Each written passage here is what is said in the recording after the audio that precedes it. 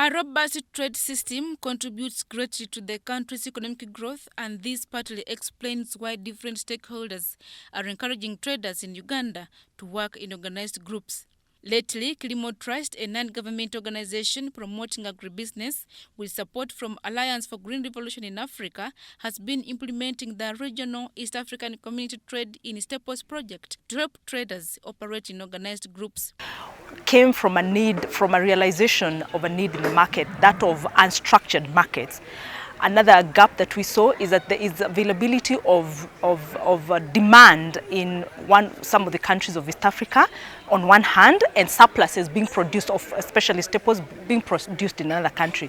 So AGRA came in to try and structure trade of especially staples, and like I mentioned earlier, in Uganda specifically beans and maize, and target regional markets.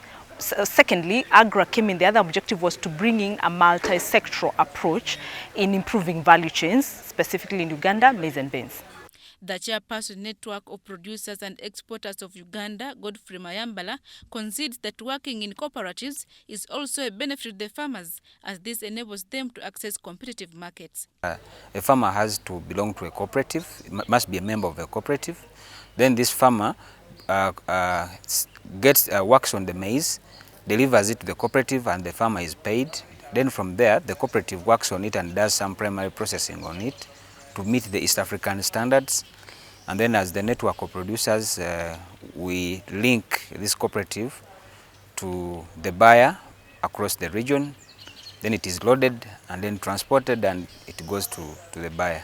As efforts are being directed towards improving national and regional trade, the Ministry of Agriculture, Animal Industry and Fisheries is also striving to fight the issue of aflatoxins. Solving this problem requires a multi-sectoral approach. It requires several players. The technical staff from the Ministry of Agriculture, we need to work together with the Ministry of Trade, Industry and Cooperatives. We need to work together with the farmers. We need to work together with the aggregators, the business community, the transporters. Because when you look at the value chain, our statistics shows that right from the farm, at the point when the maize is ready to be harvested, the aflatoxins from the samples taken are not as high, but they tend to accumulate as you move along the value chain.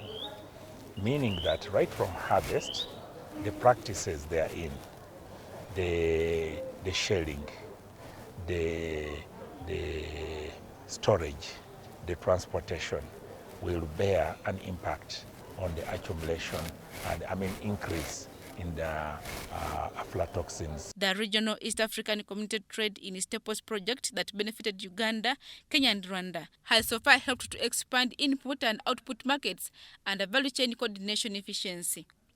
Adia Nakute, UBC.